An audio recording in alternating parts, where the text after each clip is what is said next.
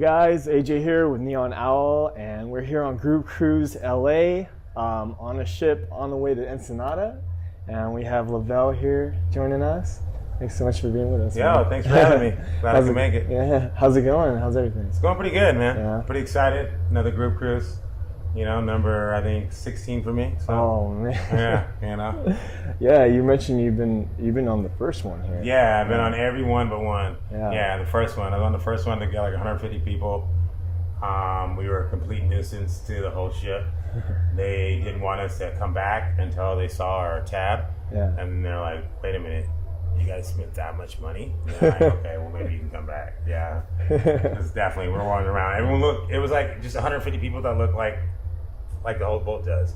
Yeah. You know, like freaking outfits, like boombox, like, but you know, everyone else was, you know, something else or older or, you know what I mean? And they were just like not expecting us to be there. And we just came and like ruined it for them while we established this for us.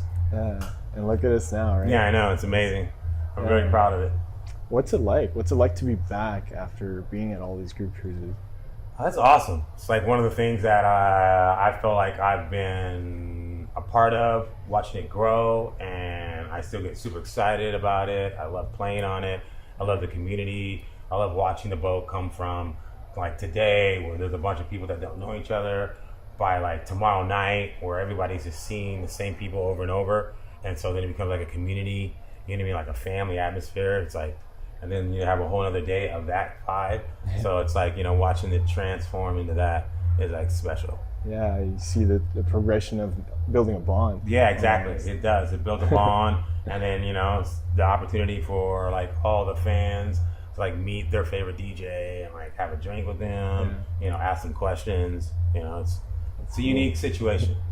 Yeah, so is that kind of like what started you to like get into music, be a DJ? What inspired you? What inspired me to be a DJ was really because I just wanted to keep listening to the music when the party was over. Yeah. And so I realized the only way I could do that is if I started, you know, like DJing. So I had, you know, I mean, I used to actually, when I was I think I was 12, I used to break dance for Pepsi. And so dancing was got me into music. And then my friend took me to his first rave, and it was like, man, this is music that I can't outdance. So I got like all into that. And then he was like the one throwing the parties. So we'd go back to his house, and the DJs would be staying there, and they'd be playing, and they'd fall asleep, and I'd sit me up. So then I would just start messing with it. And so like that's kind of what got me into it. I mean, it was purely a hobby for me from probably like 90 till 99. Yeah, I never even played in front of anybody until like 99. Yeah. And then it switched over. I was actually a professional beach volleyball player at that time. And then I was a beach volleyball player from like 93 to like 98, 99. And then the tour I was a part of went bankrupt. And a friend of mine was like, yo, you're a really good DJ. And she handed me this book, and it was a book of poems. And it said, when I meet God, I hope to say I'm completely talentless so I can use everything you gave me.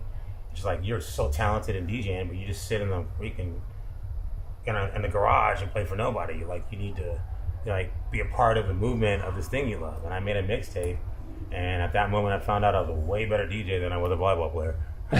Right. That's awesome. Yeah, that's so cool. That's kind of how it started. Yeah. So on this cruise, you're joining us as Scooter and Lavelle. Scooter and Lavelle, yep. So how did you guys connect? What was that? It's kind of like, you know what I mean? Like the Reese's Pieces, the peanut butter and the chocolate. You know, it just went really well together. We both started our DJ career at the same night at this place called Blind Melons on a Monday.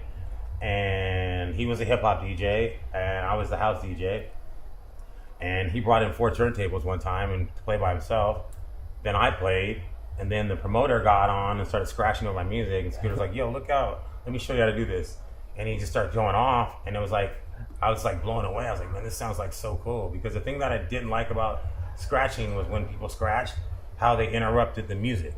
So like I just played all the music, and then he just throws all the lyrics.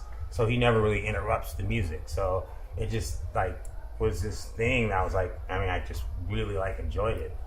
And then we did it once. It was cool. The promoters got asked to do a bigger party on like a weekend.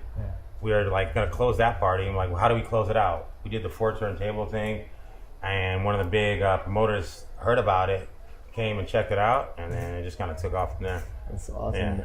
Yeah, like, well, one of the things that I heard about is something that you guys are pretty unique, right? You guys use 4 decks. Yeah, it's quite unheard of. Yeah, it's unique in a way because there's a lot of duos, but there's only a few duos that like actually have a like he only does, like, when you hear us and you hear the lyrics, that's him. All the music is me. So I'm mixing records like I would normally do by myself while he just throws samples over the top of it. And in that act, in that way, there's not too many. I mean, like now there's like Coco Drills, and they're kind of like one of the only few, and like they're awesome. I love those guys. They're on the boat. But yeah, for a long time, it's kind of been something that I don't know why, but like we're the kind of the ones that had started doing it, and not a lot of other people did it. What was crazy is a lot of people, instead of doing what we do, they started doing what we do in the studio, and that's when they started creating mashups. Okay. So we were like the guys who first started mashups, but we were doing live mashups. Right. And then guys were like, well, we can't do 4 turntables, but I can go in the studio and make that mashup and then play it. So it's kind of cool being a part of something like that. Yeah. Because it's such a big, part of music now, just people putting 2 different songs, that are popular together and making one. Yeah, I'm actually pretty excited to seeing that, because I hear you're kind of like not just a DJ, but you hype the crowd up. You're about putting your hands up and all that. Is that? Yeah. I'm about entertainment. You know what I mean? I feel like a professional is someone that does something really well, but makes it look easy. Yeah. While has a really good time doing it. Exactly. So it's like, like I can't be like, yo, I want you to go nuts, and I'm just standing there like, no, it's like if I believe in it, then I, give off that energy, and the crowd feeds off of it, and then we all believe in it because we're all in it together. You know what I mean? Yeah. Doesn't matter what side we are on the turntables. It's a collective like unification. You know what I mean? Energy of just appreciating music. Yeah. Yeah. So it must feel good to be able to connect. Oh, I love it. People it's music. It's one of my favorite things in the world to do. Is just playing music and watching people, react to it and just let loose and just have a great time. Yeah, it's nothing better. Yeah. Well, I know we're gonna be doing something together this Sunday. Giving back. Yeah, I love giving back. With some of the orphans. Kids. Yeah, I'm excited about that. Yeah. I love kids, man. I love. It's like. 99% of the time, when you're dealing with kids in a situation like that, it's not their fault. Yeah. You know what I mean? They're just, victims of circumstance. And so it's like to show them that there's something out there, show them that, even though you are in a, situation and the odds are against you, if you do apply yourself, if you do believe in it, there's opportunity out there for you. And so for them to see it and be around people that do cool stuff, and if I can be around and show them and give back, I'm all about that. That's awesome. So as like me on Owl, we love giving back. We love doing things for the community. Is there like something that's near and dear to your heart, like a charity or a cause that just like speaks to your mind? Well, I would say like my mother is a cancer survivor, so. Yeah. Like cancer relief and stuff like that, that's near to my heart because I watched my mom go through that. I work with this, you can't see it, but this clothing line, Fortune, and they give back to an orphanage in Mexico.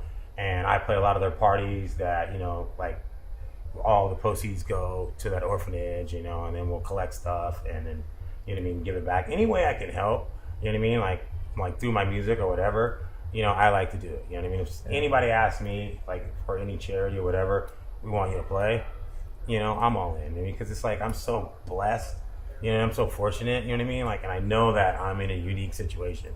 I know that, like, what I do and, like, how much fun I have doing what I do is, like, very unique. So, like, I like to be an example that, I'm in a unique situation, but I'm no different than anyone. So it's like it's possible for anyone to be in the situation, So I want to show them by being in front of them that it's possible. So like, as soon as I saw the opportunity that you guys gave me to do this, I was like, yeah, I'm on it. Granted, we're on the boat, we're partying our butts off, you know what I mean? On a Sunday when I'm like still, you know what I mean? Like, come on, you know, like I can find time out of this shenanigans, you know what I mean, to give back to some kids to come on the boat. That's right. That's right. Let's switch it up a little bit. I have a question for you. If you were a superhero, or if you had a superpower, Right. what would it be? That's a good question. Superpower.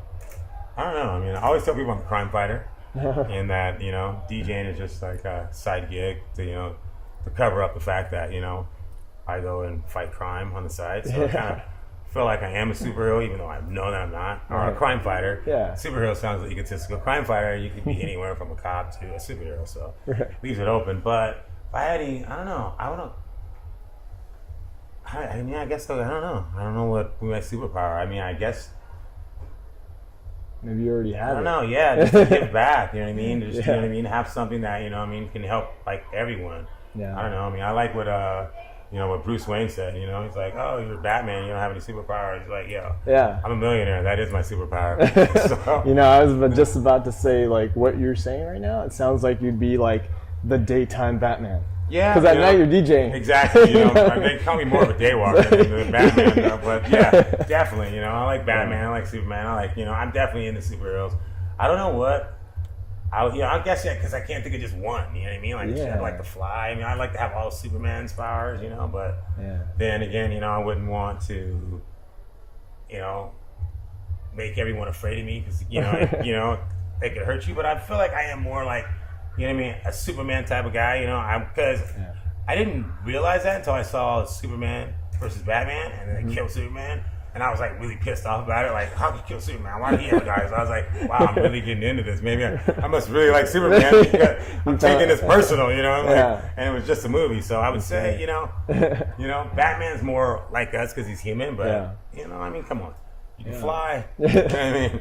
Bulletproof. That's right. You know, I mean. A little bit of both. Then. Yeah, you know, a little bit of both. Yeah, I'd like to be rich is Bruce Wayne. Yeah. Right? Yeah. With Superman's powers. So you'll never get shot. Because Superman's like, you know, he's not even that rich. You know, he's like hanging out, like he's a writer or something. You know, like so.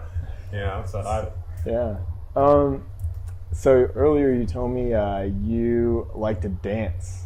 Yeah. I used to like to dance. I haven't danced in a long time. You know. Yeah. I stopped dancing when I it's like crazy. It's like I'm always around music. Yeah. And I do love to dance. Yeah. And dancing was got me into music.